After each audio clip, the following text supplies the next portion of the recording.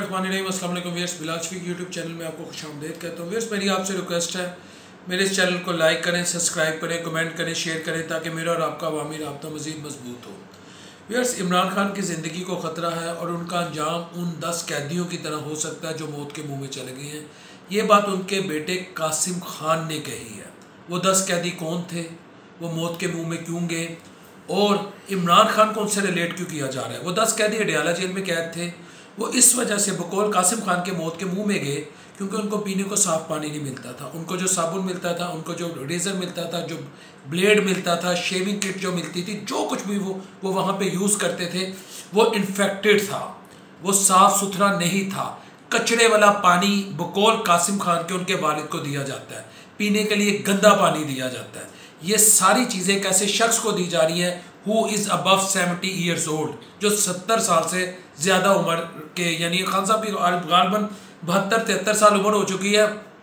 तो उनके बेटे की ये स्टेटमेंट कि मेरे वालिद की ज़िंदगी को ख़तरा है, ये पाकिस्तानी सियासत में इंतहाई ख़तरनाक स्टेटमेंट है। यकीन करें, मैं हमेशा भीगा पाकिस्तानी तमाम पॉलिटिकल लीडर के मतलब अगर रिजर्वेशन भी रखता हूँ, लेकिन मैं हमेशा एक दुआ करता हूँ कि कोई भी सियासी शख्स जो है वो किसी भी तरह से सियासी शहीद ना हो जाए, उससे मुल्क में मज़ीद इंस्टेबिलिटी आती है। नवाज शरीफ साहब से आपकी रिजर्वेशन हो सकती है, जरदारी साहब से आपके इख्तलाफात हो सकते हैं, इवन के खान साहब से भी आपके इख्तलाफात हो सकते हैं, लेकिन इस तरह खुदा न ख्वास्ता किसी भी सियासी लीडर की मौत मुल्क के लिए बेहतर नहीं होती।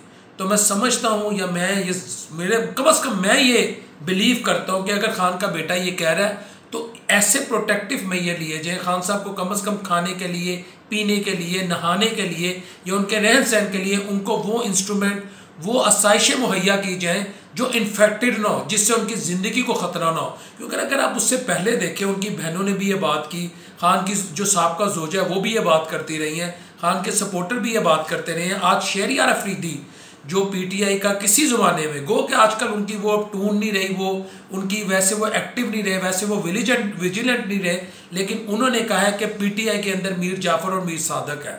जिस पार्टी का लीडर जेल में हो, जिसके बच्चे कहें मेरा बाप उन 10 कैदियों की तरह ना हो जाए जो मौत के मुंह में चला गया, और उस पार्टी के कुछ मेंबरान अगर लब कुशाई करें कि पीटीआई के अंदर मीर जाफ़र और मीर सादक है, तो इसका मतलब है कि खान साहब कहीं ना कहीं ख़तरे में है। उसकी वजह क्या है? ये पीटीआई के लिए, जो भी पीटीआई की इस वक्त लीडरशिप है, वो खान को बाहर लाने का उनके पास कोई प्लान ही नहीं है। वो अपने इक़्तिदार के लिए, सेनेट की सीट के लिए तो हुकूमत के साथ बैठ सकते हैं, लेकिन खान को बाहर लाने के लिए, ये फवाद चौधरी ने कही है बात, एक हफ्ता पहले फवाद चौधरी के अल्फाज थे कि अपनी बंदरबांट के लिए बैठ गए, लेकिन खान को बाहर लाने के लिए इनके पास कुछ नहीं है। खान की बहनें बेबस नज़र आ रही हैं, खान की पॉलिटिकल पार्टी बेबस नज़र आ रही है, खान की पॉलिटिकल पार्टी में मीर जाफ़र और मीर सादक है।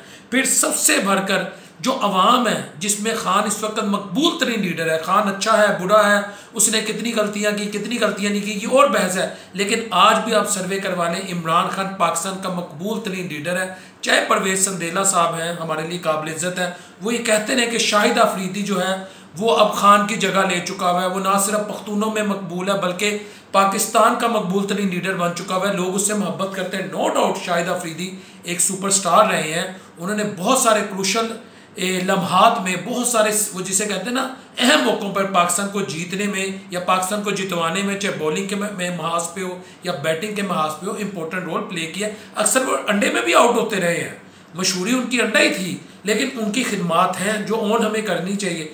लेकिन उनका मेरा ख्याल है इस वक्त इमरान खान से मुआजना करना बनता ही नहीं है।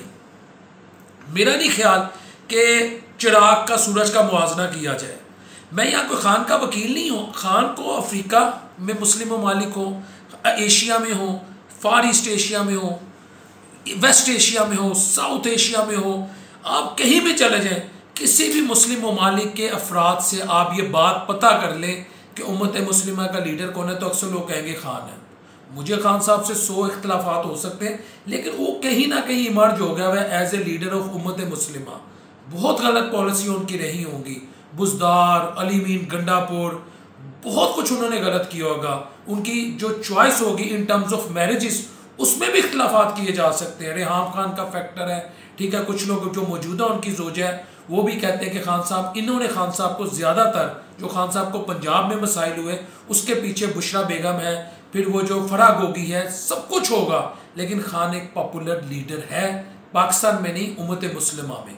तो ऐसा शख्स जो इस वक्त जेल में है, जिसके बच्चे उसकी ज़िंदगी को लेके परेशान है, उसकी बहनें परेशान है, उसकी पार्टी उसके साथ नहीं खड़ी लेकिन अवाम उसके साथ खड़ी है, मेरा ख्याल है जो भी जेल की इंतज़ामिया है वो इस बात पर नोटिस लेगी और कहीं ना कहीं खान साहब को उनके मामला को बेहतर करने में in terms of eating, drinking और वीडिंग, जो कुछ पहन रहे, खा पी रहे और जो कुछ यूज़ करें, वो उनको इन्फेक्शन फ्री इंस्ट्रूमेंट या सामान दिया जाएगा। और व्यूअर्स, जो अगली खबर है ना वो बड़ी इंटरेस्टिंग है।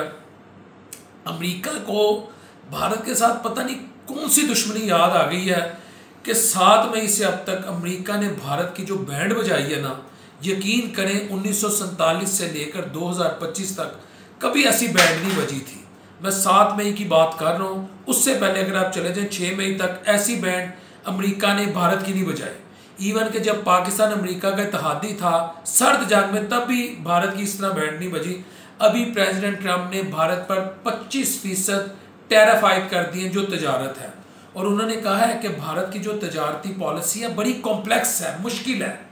बात ये नहीं है, वो कहते हैं ना, कहती धी नू सुनाना नू। असल बात क्या थी? असल बात थी रशिया के साथ जो भारत तेल ले रहा था, भारत आज़ाद है, हमारी आज़ाद खारजा पॉलिसी है, हम किसी से डिक्टेशन नहीं लेते, राइजिंग इंडिया।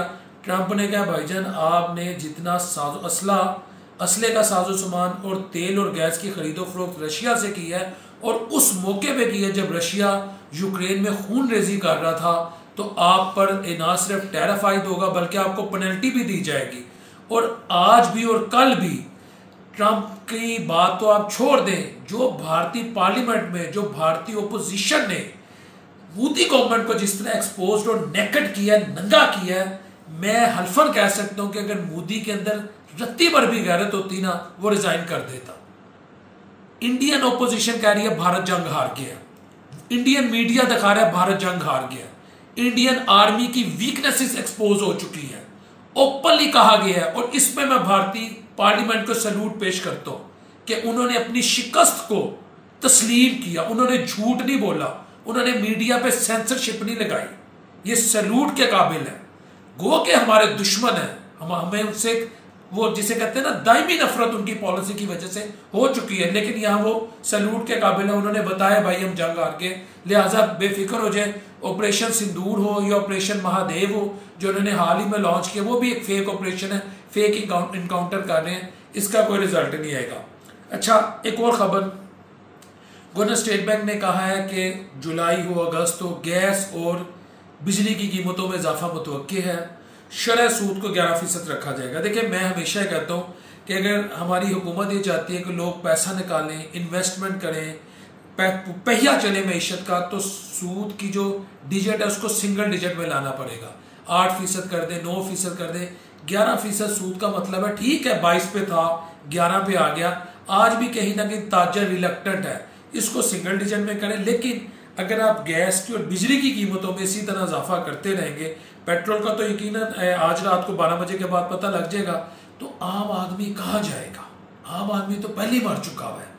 देखिए, हमारे मुल्क में गंदम स्कैंडल आया, हम खामोश रहे, फिर हमारे मुल्क में चीनी का स्कैंडल आया, और चीनी के स्कैंडल पे इमरान रियाज ने एक ट्वीट की है जिसमें उन्होंने एक उर्दू अखबार का हवाला दिया है कि शुगर मिलों ने 300 अरब रुपया, 300 अरब की जिसे कहते हैं ना पंजाबी च दिहाड़ी लाई है, या उन्होंने प्रॉफिट अर्न की है 300 अरब का। और आज अब शहबाज शरीफ साहब ये कह रहे हैं कि जी हम सख्त एक्शन लेंगे, जो चीनी को उनके मुकर्रर करदा नर्ख पर या मुकर्रर करदा जो प्राइसेस हैं उससे आउट ऑफ द वे जाके बेचेंगे, उससे ज़्यादा नरखों में बेचेंगे, तो हम उनके खिलाफ कानूनी कार्रवाई करेंगे।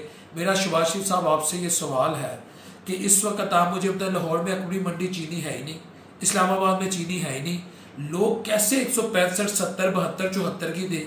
वो कहते हैं भाई हमें हमारी कीमतें खरीद इतनी नहीं है। जब इसको इम्पोर्ट किया गया, जब इसको एक्सपोर्ट किया गया, उस वक्त हमें ये ख्याल क्यों नहीं आया, बिलखुसूस जब हमने इसे एक्सपोर्ट किया। और नदीम मलिक ने कहा कि आपको बाकायदा एक घर में बुलाया गया और वहां शुगर मिल मालकर बैठे थे, उन्होंने कहा कीमत भराओ वरना तुम्हारे वजीर आजम होने का कोई फायदा नहीं। और उसमें कहा जा रहा है कि आपकी तरफ से या आपकी जो भी, मैं चले यहाँ ये बात खत्म कर देता हूँ, मेरा सिर्फ एक सवाल मैं पूछने की जिसारत कर लेता हूँ। सवाल ये है, आम आदमी क्यों पिसता है? पॉलिसी आप बनाते हैं। आम आदमी चीनी खरीदने से क्यों महरूम हो चुका है? पॉलिसी आप बनाते हैं। एक परचून फरोश जिसकी दुकान में 2-4 लाख का माल है, उसके खिलाफ तो कानूनी कार्रवाई आप लोग कर लेते हैं, लेकिन उस शुगर मिल के मालिक के खिलाफ कानूनी कार्रवाई क्यों नहीं करते जो असेंबली में बैठ के ऐसा कानून मंजूर करता है जिससे उसकी ज़ात को फ़ायदा हो? मज़ा तो तब है। बल्कि असद तूर एक कंट्रोवर्शियल उन्हें कहा जाता है, यूट्यूबर है, ठीक है कि, लेकिन पॉपुलर ज़रूर है। खान के दौर में खान के मुखालिफ खबरें देते थे, आजकल वो नून लीग या हुकूमत मुखालिफ खबरें दे रहे हैं। उन्होंने आज एक बात की है जो सुहेल वड़ैच साहब ने की है, और ये चीनी के जब स्कैंडल आएंगे तो भाई जो फिर अदारे हैं वो बदनामी तो नहीं अपने सर लेंगे। असद तूर ने भी कहा कि इस वक्त एस्टेब्लिशमेंट के अंदर एक ऐसी आवाज़ उठी है कि जब जरदारी और शहबाज गवर्नमेंट कुछ नहीं कर रही, जब सब कुछ हमें करना पड़ रहा है, जब काम हम कर रहे हैं, मिनिस्ट्री हम देख रहे हैं, इंटीरियर मिनिस्ट्री, यानी ओवरऑल जब निज़ाम हम चला रहे हैं, ये सिर्फ हमारे लिए बाइज़ बदनामी है, तो इनसे जान छुड़ाई जाए। ये सोच इस वक्त अदारों में पेनिट्रेट कर चुकी है। ये सुहेल वड़ैच ने भी बात की है। और आप ये देखें कि किसान जो हमारी मैशत में रीढ़ की हड्डी का रोल प्ले करता है, मैं किसान की बात कर रहा हूँ, उस पर भी एक अभी सर्वे आया, मैं यकीनन आपके साथ बड़े हकाइक से बात कर रहा हूँ, फैक्ट्स एंड फिगर के साथ बात कर रहा हूँ कि जनवरी 2025 से अब तक किसानों को 1.26 यानी 1.26 खरब 1.26 ट्रिलियन का लॉस हुआ है। 1.26 ट्रिलियन। इसका जिम्मेदार कौन है? शुगर मिल मालिकान को तो फैसिलिटेट करने के लिए हम हर तरह की पॉलिसी बना लेते हैं। गंदुम जिस तरह रुली है उसको क्यों नहीं हमने फैसिलिटेट किया? बाजारे को हमने क्यों नहीं फैसिलिटेट किया? 5, 4, 6, 8, 10 कनाल या एकड़ पर जो किसान छोटी छोटी फसलें लगाता है, प्याज लगाता है, पंजाबी च कहते हैं गंडे लाता है, थोम लाता है, वो बेचारा छोटी सी जो अपनी जिंदगी में खुशियां लेता है उन कामों को करके बच्चों की शादी कर लेगा, छोटे छोटे काम उस बेचारे के निकल जाएंगे। उसको जब 1.26 खरब का नुकसान होगा, यानी 1.26 ट्रिलियन का उसे नुकसान होगा, तो क्या वो आपके साथ खड़ा होगा? क्या मुल्की मैशत तरक्की करेगी? क्या ज़राअत जो मुल्की मैशत की GDP का भी इंपॉर्टेंट फैक्टर है, टूल है, क्या वो परवान चलेगी? सवाल ही पैदा नहीं होता। तो हालात तो इस वक्त ये है कि ज़राअत भी परेशान है, यानी किसान भी परेशान है, टेक्सटाइल सेक्टर भी हमारा कोई इतना हैप्पी नहीं है, बिजली ऑलरेडी बड़ी महंगी है, ठीक है जी, लॉ एंड ऑर्डर की सिचुएशन हमारे सामने है। KP में इस वक्त हालात को इतने आइडियल नहीं है, बलोचिस्तान में भी हालात इतने आइडियल नहीं है, और जो हमारी पॉलिटिकल गवर्नमेंट है वो कोई अवाम में ऐसा मकबूल नहीं है। महंगाई का सबसे बड़ा फैक्टर है। खान की पार्टी ऑपोजिशन है वो भी अवाम के साथ नहीं खड़ी, वो भी इक़्तिदार की बंदरबान में प्रोटोकॉल एंजॉय करने में खड़ी है। खान अलग से खड़ा है। इस बात का हौसला ज़रूर है कि हमारी सरहदें ज़रूर महफूज हैं।